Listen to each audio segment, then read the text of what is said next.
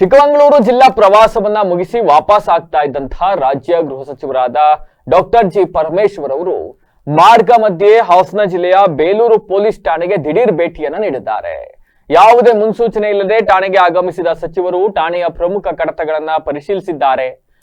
ಇನ್ನು ಸಿಪಿಐ ರೇವಣ್ಣ ಅವರಿಂದ ಪ್ರಸ್ತುತ ನಡೀತಾ ಇರತಕ್ಕಂತಹ ತನಿಖೆಗಳು, ಕಾನೂನು ಸುವ್ಯವಸ್ಥೆ ಬಗ್ಗೆ ಸಮಗ್ರ ಮಾಹಿತಿಯನ್ನು ಕೂಡ ಪಡ್ಕೊಂಡಿದ್ದಾರೆ.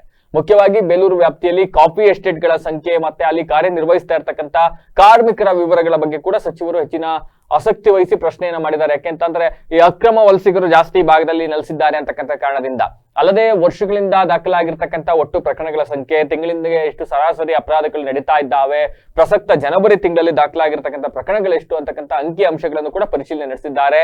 ಸಾರ್ವಜನಿಕ ಸುರಕ್ಷತೆ ಹಾಗೂ ಕಾರ್ಮಿಕ ಹಿತದೃಷ್ಟಿಯಿಂದ ನಿಖರ ಮಾಹಿತಿ ಹೊಂದಿರಬೇಕು ಅಂತ ಸಚಿವರು ಈ ಸಂದರ್ಭದಲ್ಲಿ ಅಧಿಕಾರಿಗಳಿಗೆ ಸೂಚನೆಯನ್ನು ಕೂಡ ಕೊಟ್ಟು ಹೊರಟಿದ್ದಾರೆ.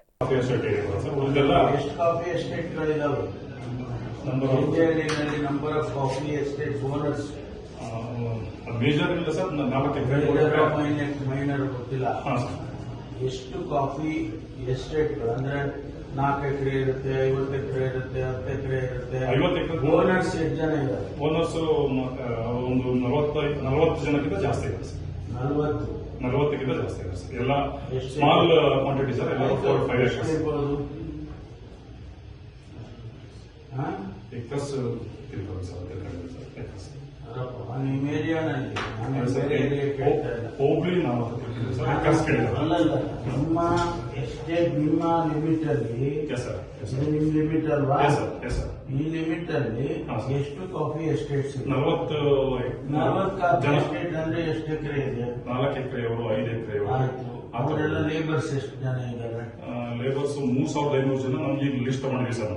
ಎಲ್ಲ ಲೇಬರ್ಸ್ 3500 ಜನರಷ್ಟು. 3500 ಜನ ಹೊರಗಿನವರು ಅದೇ 3500. ನಾವು ಹೊರಗಿನವರು ಅಸ್ಸಾಂ 3500 ತಗೊಂಡಿವಿ ಸರ್. ನಮಗೆ ಏನ್ ಅಸ್ಸಾಮು, ಬಿಹಾರ ಇದ್ದಾರೆ ಸರ್, ಅವ್ರ ಲಿಸ್ಟ್ ಅಲ್ಲಿ 3500 ತಗೊಂಡಿವಿ ಸರ್. 3500 ಎಲ್ಲ ಹೊರಗಿನವರು. ಹೊರಗಿನವರು ಸರ್. ಔಟ್ಸೈಡರ್ಸ್ ಎಲ್ಲಿ ಅವರು?